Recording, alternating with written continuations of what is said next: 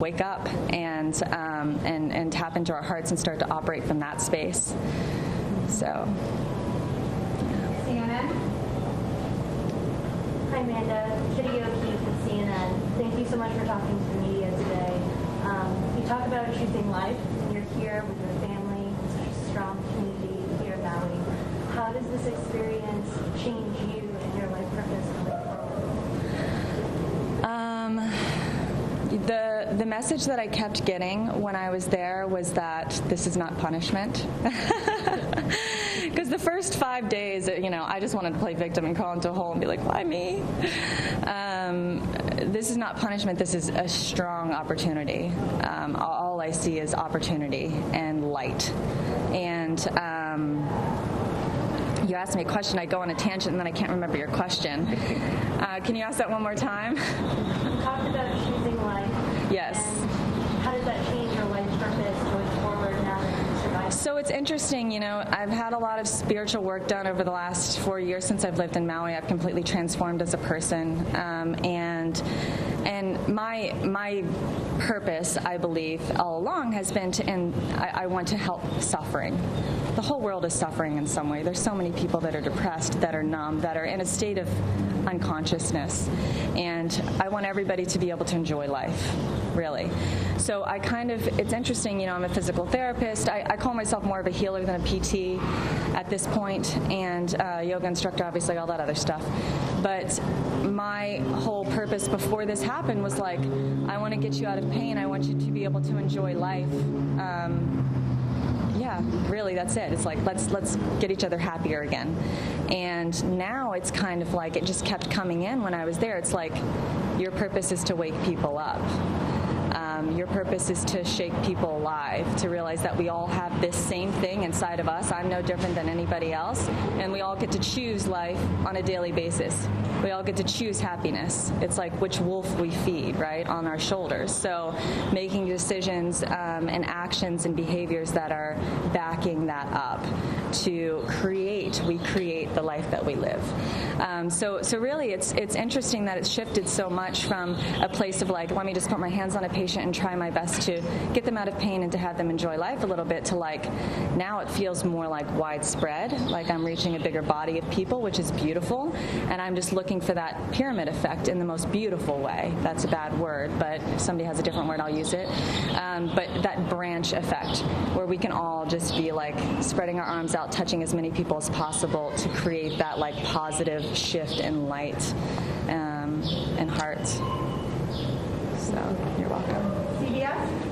Hey there, Amanda Eller. First, thank you for inviting us yesterday. I'm still recovering, so hope I can be as articulate as you have been. People who are unfamiliar with Hawaii may not understand how easy it is to get disoriented in the forest, in the jungles. Can you explain how you lost your sense of direction?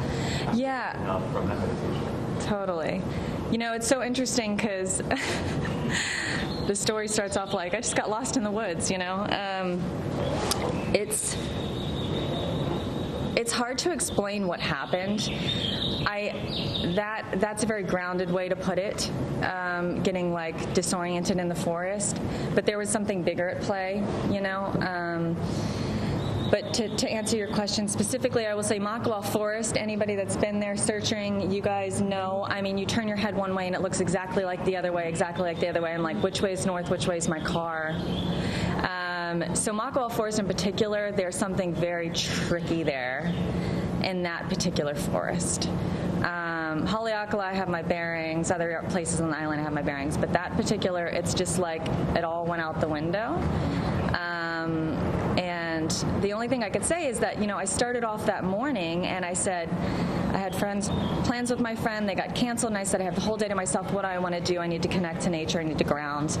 And it just came in so strong, Makawao Forest. I was like, that's weird, I haven't been there in forever.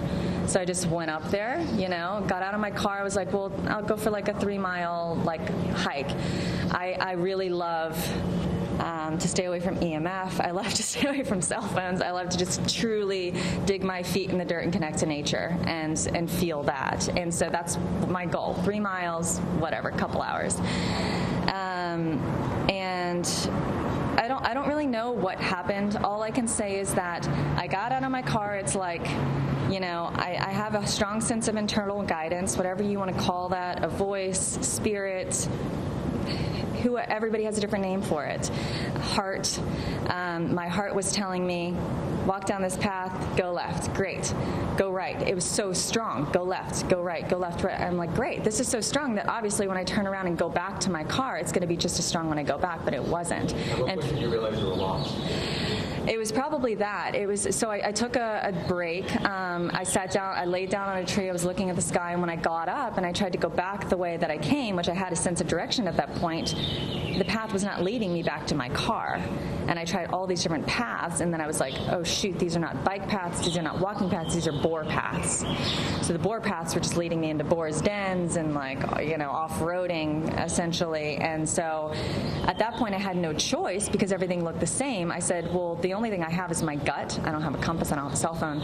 So spirit or whatever you want to pray to, I said, I need your help right now. I need to get back to my car. Please help guide me. And I have, like I said, I have a strong sense of guidance. So I started following that sense of guidance. And that sense of guidance is what led me on my journey. That's what led me 5 miles away. And I believe that there is a bigger purpose to my story. It's not just a girl that got lost in the woods. It's this. It's everything that's happening right now. And that's why I was so off the beaten path, is because this is the result that needed to happen from my experience. New York Times, Maria? I'm not sure if you're representing New York Times, but do you have a question? Oh, yeah.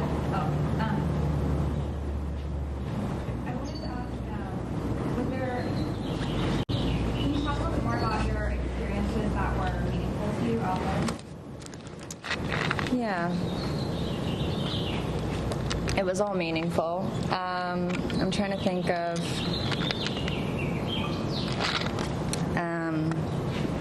or moments maybe of beauty that made it more survivable.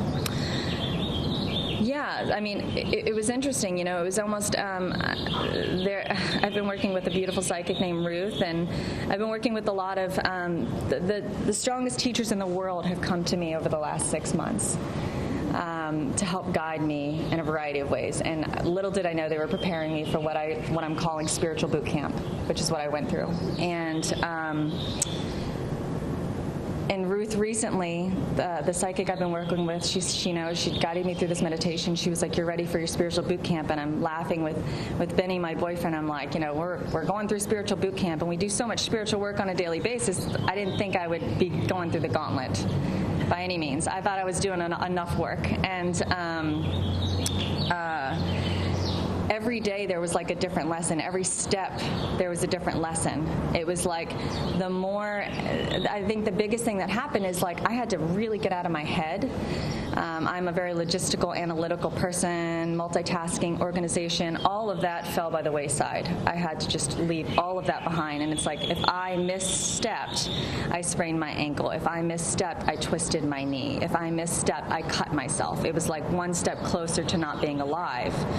And at some point, it's like, something slapped me across the face and said, whoa, wake up.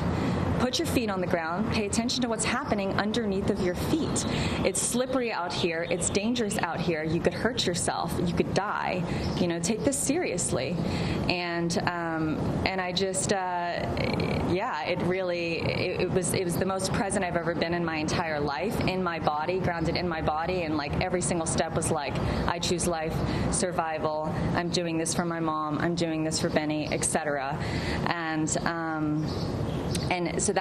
I'd say that was profound. Being fully present. I think for a lot of us with so many distractions in life, it's tough for us to be present. And it was an opportunity. Let's call it an opportunity. It was forced. It was a beautiful forcing opportunity. But I would say that, something that happened that was completely profound was the one night I'm sitting there, and it was right after I took a fall from 20 feet, jammed my left knee up, was screaming in pain. I'm looking at the sky like, you got to be kidding me. hobbled myself over. It was like the next night there was a flash flood. It was pretty much like a flash flood. I was worried at some point that I was going to get swept away just down into the sea. And I knew I was far away from the sea. But the water was that strong, and I was sitting in a foot of water on hard rocks that I knew were digging into my skin, but I didn't have another choice, and curled up into a ball. And like the only thing that I couldn't sleep. I was shaking so hard from my adrenals and cold that the only thing I could do was meditate. And it was the only thing that brought me peace. And it was at that moment of complete and utter breaking down of a human being that I reached a state of unconditional love. And Spirit's like, like, you've been asking for this. We're just going to like strip all of these layers back. You have nothing else left. You're so raw. You're so vulnerable. The only thing that you have is your wide open heart. And I felt my wide open heart penetrate every single cell of my being, and any kind of dark spots that were in my body energetically, however you want to think about it, were just lit up.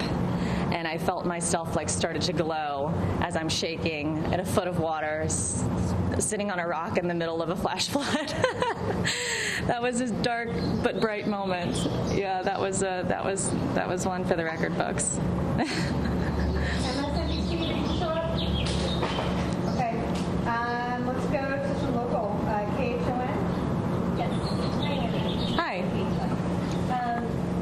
Spiritual journey of having met in space transition. Did you feel any different on your last day when Javier's loud voice is screaming out Amanda? Oh my God. So I've known Javier for a few years. He's crazy. I love him. He's my dive instructor. He's my dive master. We've been working together for a while. It's just so funny that he's the one that came out of the woods. And I'm seeing these guys like come over me in the helicopter, and I can't tell you, my heart just fell through my feet. I mean, I just collapsed. I had a plant in my mouth that I was planning on eating for dinner, and I'm in the woods, and I don't know how they spotted me. I mean, that is a miracle. It's a miracle, because I'm on this tiny, and I knew in the grand scheme of things, I'm on this tiny little piece of rock on the top of this waterfall. How the heck are they going to find me? And then for a second, I'm in the woods, and then that second, they find me. It was a miracle.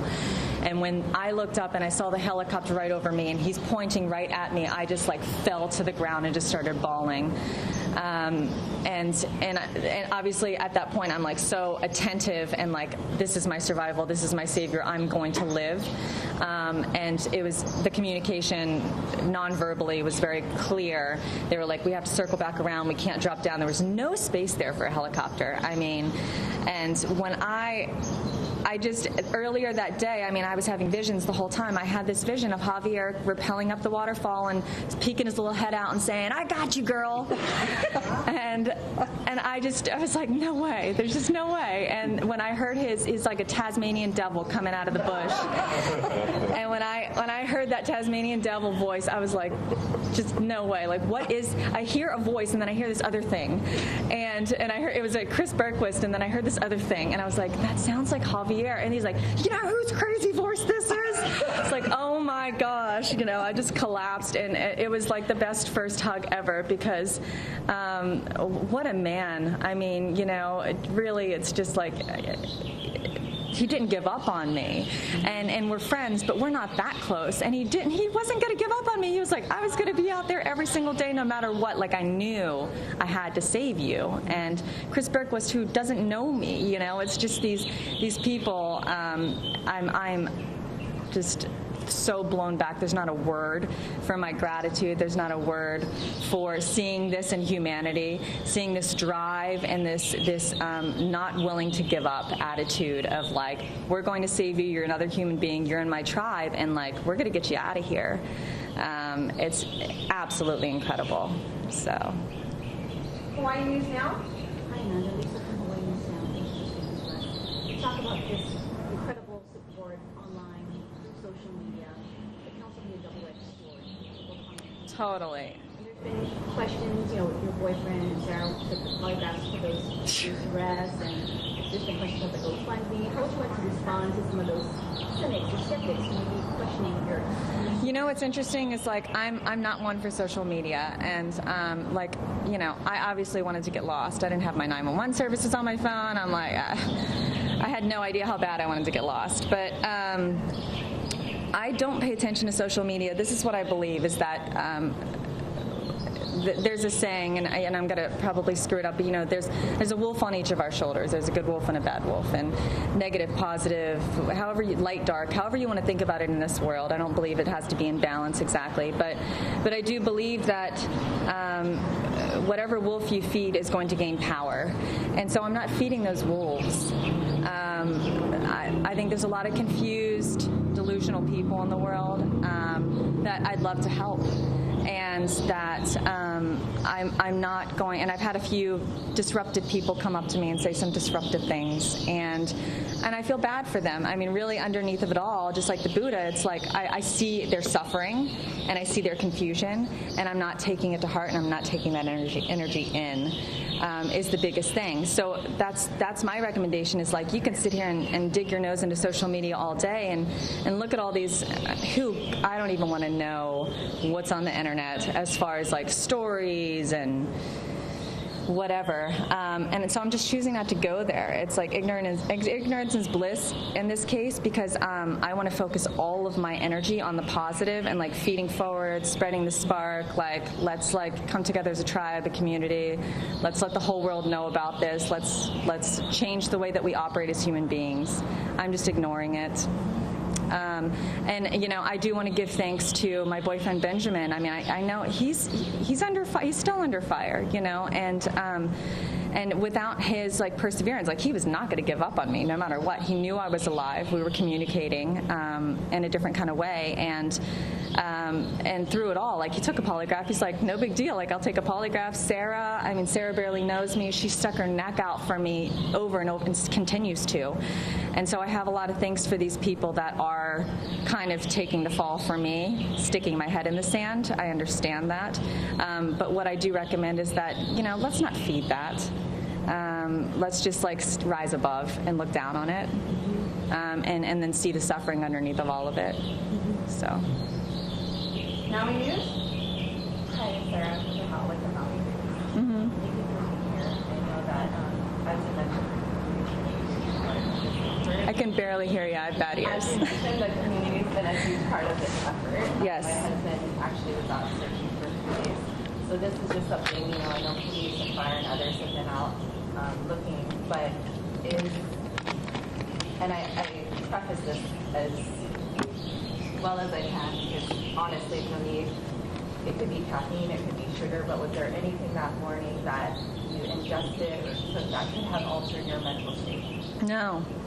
So I'm extremely healthy. My mom, I talked to my mom on the daily, and I was manifesting this whole thing. I'm I want to know what it's like to not be dependent on food. I could survive 30 days without food. These are words that came out of my mouth the month before this all happened, which is just crazy. And I'm so careful with my words from now on. Please, everybody, be careful with your words. But no. So I'm trying to think. That morning, I didn't have any caffeine. I'm very careful with caffeine because we all carry typically a load of adrenal shock, and caffeine feeds that. And so I didn't have any caffeine. I got up and I meditated. I cleaned a little bit. I was going to get together with my friend Jen. I had a superfood smoothie, which is if you want to know what's in it, it's ashwagandha, which is good for the nervous system, etc., protein powder, whatever. And I had an RX bar, and then I had some water, and then I went hiking. So I really didn't have much in my stomach, and I didn't have any caffeine. I didn't have any sugar. I try to avoid sugar. I definitely didn't have any drugs or alcohol or anything like that. Anybody that knows me and knows my spiritual journey in the last few years knows that I get high off of life, and I get high off of people and heart. And so, yeah, I don't know. Everybody can have their little theories there. I don't care. Yeah. Star advertising? Hi. You said there was a bigger part at play, and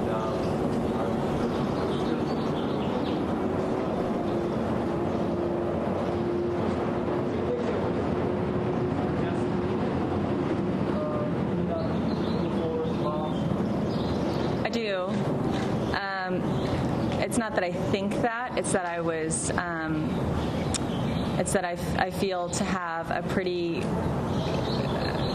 good level of communication with what I call spirit, God, source, whatever you want to call it. I have a very strong spiritual relationship. You know, some people aren't comfortable talking about that. I am, because it guides my life.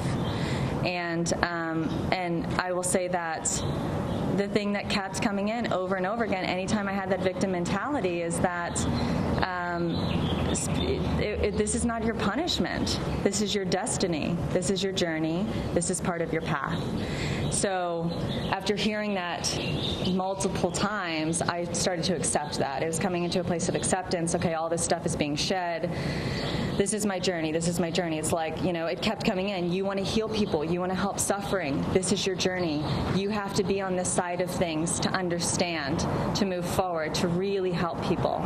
And so at some point, probably about halfway into the days that I was out there, I came into a place of complete acceptance of that, where it was like, this is my journey. I have to choose life. There's a reason why I have to keep myself alive. And in my mind, I mean, you know, I understood all that. This is so small within my mind. I'm coming out of the forest thinking maybe my mom's on Maui because she might be worried. Do you know what I mean? Maybe. So like I'm just like, I'm not one for the limelight. I'm not like, oh, Amanda disappeared, the whole island's freaking out. I'm like, Amanda disappeared. I wonder if Benny's got to hire another helicopter company tomorrow because they didn't find me today. You know, I mean, it's so small scale. So when I came out of the woods and Javier's like, yeah, there's all these people worried about you. You're on Dateline. I was like, what? Really? Like, your family's here? My family's here? He's like, are you kidding me? So just baffled. Yeah, again, tangent, sorry. But this is so much bigger than me, and I think that's the most beautiful thing. Is like I'm so grateful to be alive. I wake up in the morning, I'm like, oh my God, I had a warm bed that I got to sleep in, and my body got to rest and to heal. My ankles are getting stronger. Like, grateful for every breath, grateful for everything, and I hope I never lose that. And I think if I start to, I'll get a strong reminder. Yeah, but the bigger picture of this whole scenario of really what went down is the most beautiful thing is hope and community and aloha and ohana and brotherhood and tribeship and all of that. I can't reiterate enough is that if I start to see like a movement occur in the world, it's like, whoa, I am so stoked that my story could have done that, you know, so. We need, excuse me. Well, we need just a second to prep her for her. I have a doctor's appointment coming.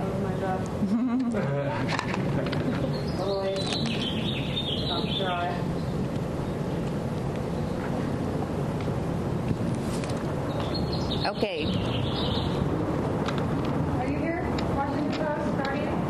Okay. Hawaii News.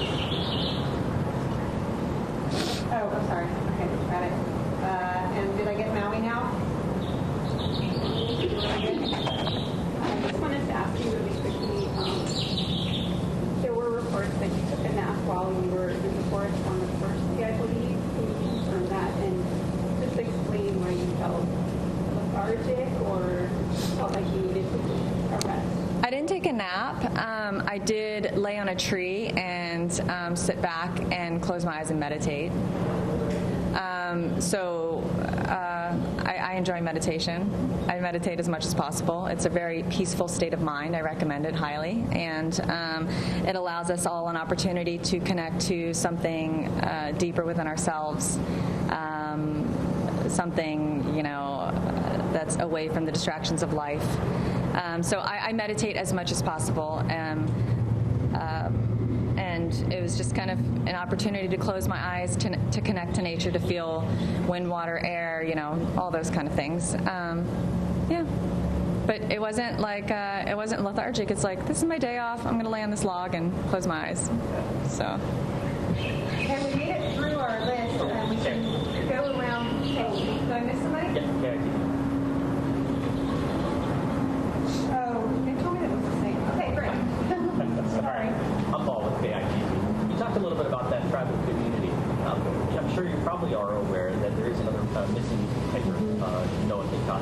And so you have some understanding of what he may be going through and what his family is going through. And I just wanted you to talk a little bit about that, your thoughts on that. And then maybe, John, maybe you can answer as far as I know some of the rescuers are going to help that, but if more of that is going to transition to this stuff, everything to help you find what's going to help them. Yeah, it's very interesting. I know him secondarily. Kahanu is, she goes to the same yoga studio, Afterglow Yoga, and it's her brother. And on the way, so I've been working with this amazing shaman. Her name is Amanda Eller. She came from Southern Maryland, and she has been a pinnacle part of my healing and understanding of really what is going on and what's happening right now, being able to protect me energetically. And she said to me last night, she goes, I know this is not an opportune time, but Noah needs your help. And I was like, wow, I will give anything.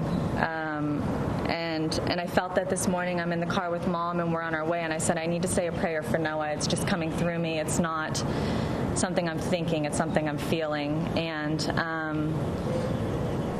it's a different circumstance. I'm just going to call it different. From my understanding,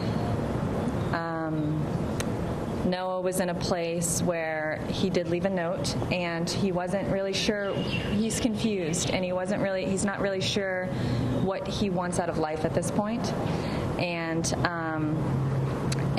I can't, the only thing I can do is pray for him, and I can't be boots on the ground right now. But the only thing I could do is pray for him and try to offer him some spiritual guidance so that he can find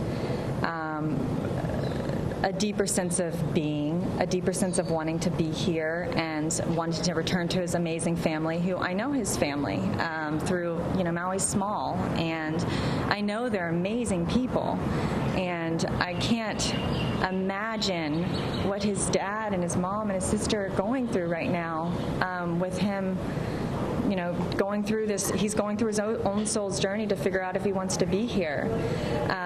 So my heart really reaches out to his family, and my heart reaches out to him. Iao is a gnarly place. Everybody knows that. It's a lot scarier, in my opinion, than where I was, given the history. And I guess this is a perfect opportunity, if it's okay, to say I would love to say a prayer for him, and I would love to send that out through these microphones. And I hope that everybody else can sit with me in their hearts and say that prayer from their hearts, that we can all get him back home. If he chooses to be home, it is his choice as a human being whether he wants to be here or not. But my heart really reaches out to Noah, and I'm sorry for whoever's uncomfortable with prayer, but this is just happening right now.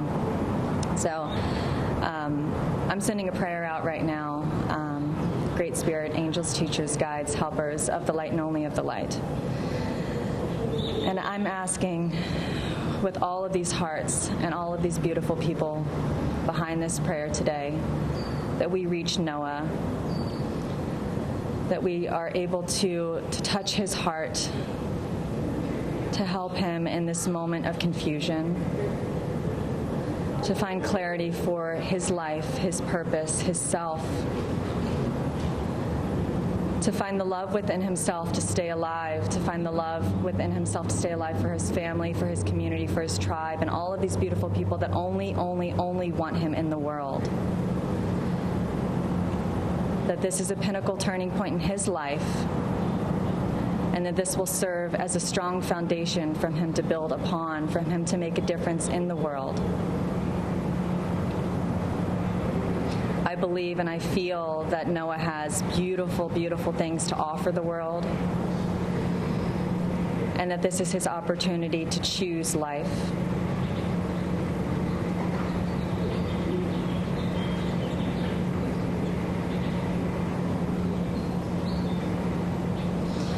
And I hope his heart is open. I hope his mind is clear. And I hope he is protected by Mother Maui in those Maui mountains.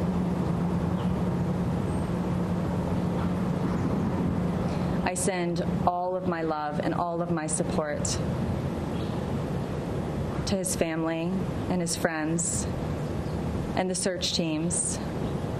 And I ask that this be taken more seriously than my search. This is an opportunity for us to really, really show up. We have been training. We've been training through my experience, and now let's show up for Noah, right? I do believe that he's going to come out of this a stronger, a wiser version of himself. And I can't wait to meet him. Thank you. So we have 15 minutes left, and I don't know if I can cycle through everybody one more time. Does everybody really want to ask another question? All right, I'll cycle, and you can pass if you want to pass for the greater good. Paul. Thank you. Amanda, the thing that I'd really like to see with the power of the moment on is to talk about search and rescue efforts on the island of Maui, and not the civilian ones. Those that have a policy in place that says after 72 hours, the officials are going to start to shut down that search. And great if civilians take over, but I'm sorry if they don't. Do you have any thoughts about that policy and whether that should be looked at?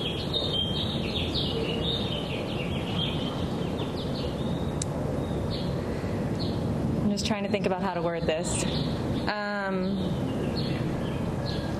I knew that was the case. It was like a knowing that that was over.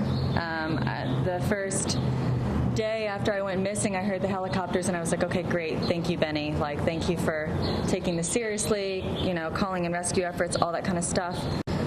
But it was really crazy to me. I spent my entire time, the first week, let's say, just trying to become more visible to helicopters. Those helicopters...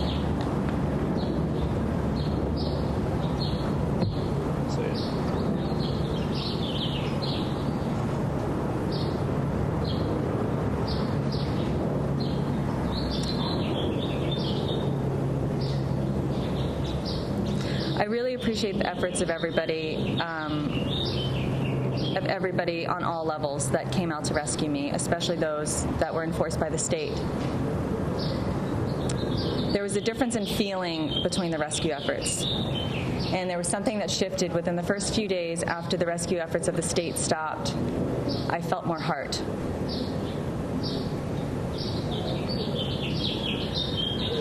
What I ask is that this be taken more seriously, missing people be taken more seriously, that on a state level we are able to expand those policies so that we know that our tribe is taken care of. I hope that answers your question. I don't have much more to say than that. ABC? Amanda, knowing what you know now, after having survived in the forest for over 2 weeks, what would you do differently when you go back? And any advice for anyone of your When am I going back? Cell phones are great people. Everybody knows that. I've been strongly against certain systems for a long time, and that was ignorant. So, what I would say is, obviously, I should have had a cell phone with me. There's GPS locator on there. There's a reason why we carry them all the time.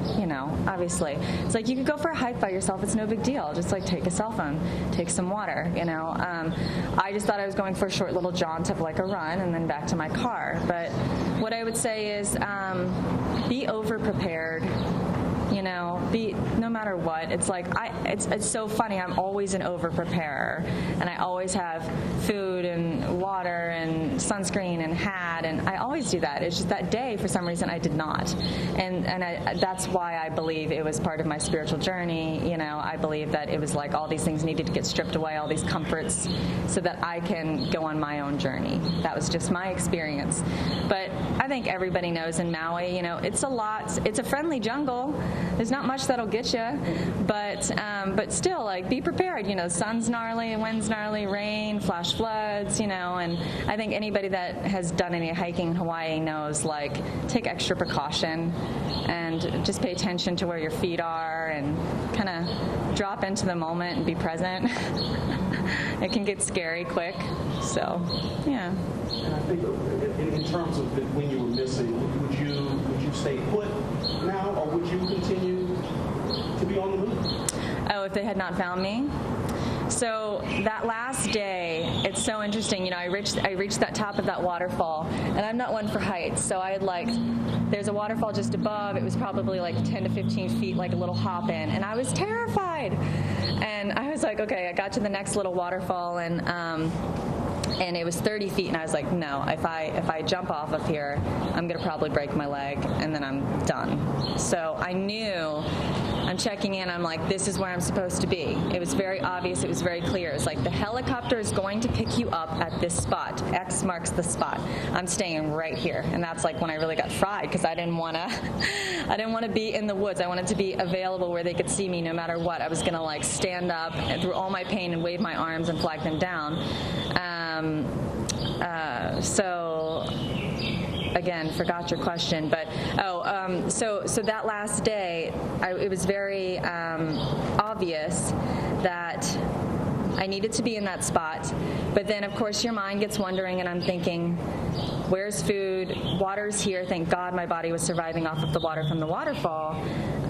But food was very limited in that particular spot, and I really was getting to the point where I couldn't hike anymore. My ankles were binding up, and I was looking all around. There was no fruit. There was almost none of the other plants that I was eating, and so I was about to get very crafty. I was about to start making clothes out of ferns. I was about to really start testing the plants that I could eat, you know. And I will say David Bruce Leonard is an incredible guide into the Hawaiian plants, and I've used his book for years, and he was there yesterday, and I just thanked him profoundly. I'm like, without the knowledge that you have given me, I don't know what I would have done. I would have been so confused out there. What can I eat? What can I not? I might have not eaten anything at all, and then who knows? So I had, in my mind, somewhere in there, it popped in 4 days. I had 4 days to live before I really had to start getting crafty with restructuring my idea about survival.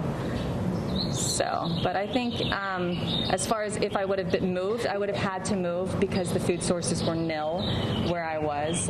So the only option I really had would probably be to go back upstream where I knew there was food. I don't think I would have gone down. And Troy tells me, he's a boar hunter. He's the one who rescued me from the helicopter. He says, if you would have kept going down, we would have never found you. It led nowhere. So if anything, I was heading back upstream. But I didn't have to. I didn't have to survive another day. So. NBC? Yeah. Molly again. Yes. So you've chosen life. You chose life every day of that journey. What do you want now? How are you going to get back? Where do you go? I don't know, you know, my life just changed like overnight. I'm just thinking about getting my patients back on my schedule, you know. Truly, it's like my patients came to see me and I was like, how are you? Like, I'm going to treat you as soon as possible because that's my purpose. Like, I'm so driven by purpose of being here and helping people come out of pain and enjoy their life that that's what gets me going in the morning. So as soon as possible, as soon as I can heal and get back on my feet, I'm treating again. The patient population that I was treating previously, you know, there's a lot of, I don't even know, chatter. There's a lot of very strong direction leading me to a wellness center in the next 5 years where I want to be able to help really sick people get really well. That's my goal, you know, on a small scale. On a large scale, it's like I have so many incredible people, my friends, my family, all of these people that I'm surrounded by right now are like doing work. You know, it's like having these little conversations, changing the way people think about life. It's like that's the pyramid effect I'm kind of like just sitting on top of. It's like I have all these little workers doing all the work, and that's something that's just going to be happening. I don't think it's something I need to do. It just feels like it's flowing at this point. And so I just want to see that candle continue to burn, that flame continue to burn, and for us to continue to pass the torch on to one another. But really, like my priority is just to get back to my life and to get back to treating the patients that I was treating previously to get them better. Possibly say thank you.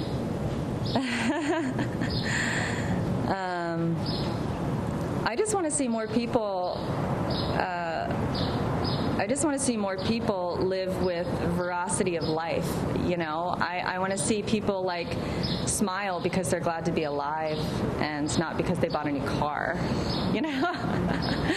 So yeah, that's the biggest thing. If this inspires nothing else, that's what I'd like to see. Is like everybody every morning, like the first thought, I choose life. I got my feet on the ground. I'm in my body. I'm so thankful to be alive. This place is amazingly beautiful. We're so lucky to live here. And we're surrounded by like people that care about us that might not even know our name. You know, it's, I think we're all blessed, super blessed. So. I'm just going to interject really quick. Maui, now, are you trying to fly right now? It's going to check. So we'd asked everybody not to, might not have gotten the message. So you just hold off, because we're trying to give everybody an equal opportunity to put this out at the same time. We don't want any exclusives or want to be inclusive. Okay, thanks. CNN? Hi, Amanda. Kitty Oaks again, CNN. You talked about seeing helicopters passing you by and them not seeing you. How many helicopters would you have that happen? I'd say at least 20. You know, it's a huge jungle. Maui is a huge, all these islands are huge jungles, and it's like a needle in a haystack trying to find a person out there, you know. But, you know, it's so tough. I'm not in their seat. I don't see what they see, you know? Like, I have no idea what helicopter training is like. I have no idea of the patterns they use to cover grounds, you know? So it's so hard for me to sit here and say anything about the attempts that they made, because I'm just hoping that they tried their best. But all I can say is from my tiny little, you know, perspective of standing on that rock waving my hands, it's like I felt invisible. But again, it's like needle in a haystack scenario. So it's just so hard to say anything about that. Only 5 minutes left, so there's no double questions, please. CBS? Rescuers say that you hiked the equivalent of 30 miles. Probably. A lot of people don't even notice that was without shoes for most of that.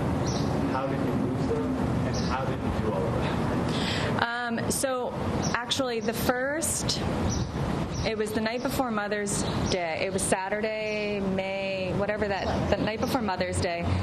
That's when I fell and hurt my knee. And it's because I had my shoes on, and I had to get back down to a water source. I was about to pass out from dehydration. And when I lowered myself back down into the water, it was a 20-foot drop. It was a sheer cliff. The plants didn't hold me up. Boom.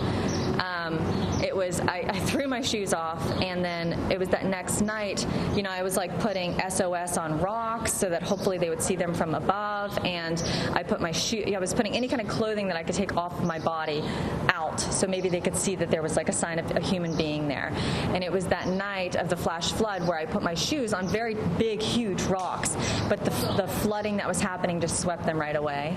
And so it was at that point, that was probably like 6 or 7 days into it or something like that, I'm stuck in the waterfall because I'm not going back into the bush without shoes on and suffering a puncture wound in the bottom of my foot. So yeah, I would say I had like 6 or 7 days with shoes and then the rest of it without. The shoes were more of an impediment in the water, so I would have gotten rid of them anyway. Living on Maui, we should all have tough feet and be walking around barefoot as much as possible. It's like free reflexology. So yeah. Will you return to the park? Not anytime soon. Yeah. Question, KHON, Nikki. Quickly, there are between how many times did you actually go to Makawao Forest Reserve, and that one, there's some parking lot? So the thing is, I never, for whatever reason, I was drawn to that parking lot. I'd never started hiking in that parking lot before.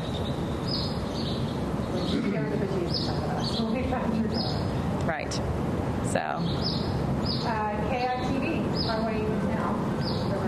You mentioned finding water, and can you just take us through, I don't know if you can recall when you started following along the water, and I know you talked about following the pig trail, so just if you can recall when you got on the trail or the tactical. I mean, mean, the path changed constantly. It was just like that internal navigation that started in Makawao Forest of like right, left, right, left. It was that way the entire time. Especially when going through the bush, because there are some trails and then there's not. So it's difficult to say. There was no path. It was just kind of like, okay, go that way. Okay, you're going to get to that tree over there, make a right. You're going to get to that over there, make a left. And it was all, my intention, the whole time my intention is like, I need to become more visible to the helicopters. I need to head back to my car. The entire time I'm like thinking, as I'm getting further away from the starting point, that I'm getting closer to my car. But it was just the way I was guided, and that's all I had was my guidance. So yeah, the water, I mean, it was like I lost my shoes, I got to stay close to the water. Also, if you get too far away from the water, it was the day before I almost passed out from dehydration. I said, water's the only thing that's going to keep me alive. So I just need to, if nothing else, I stay close to the water and I just see how long I can last. And then, of course, there's some food sources there, too. So, yeah. About day 7, I was on the water, on that stream, that same stream, from then on out. Timeline for your recovery? How much longer are you going to be in the wheelchair?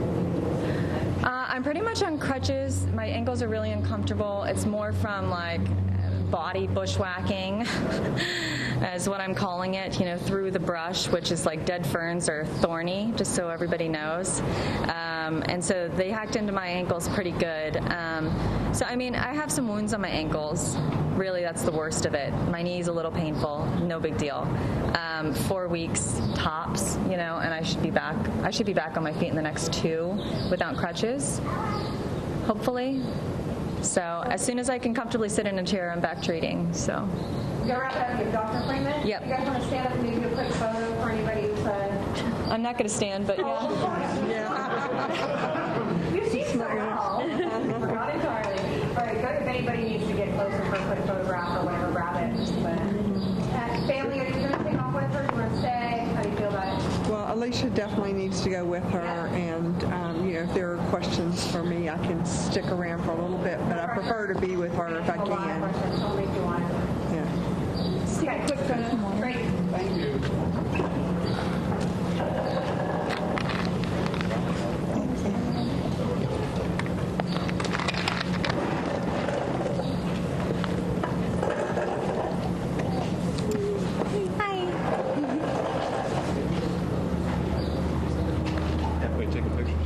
Yeah. Just one, quickly, because my clothes are burned. Oh, yeah?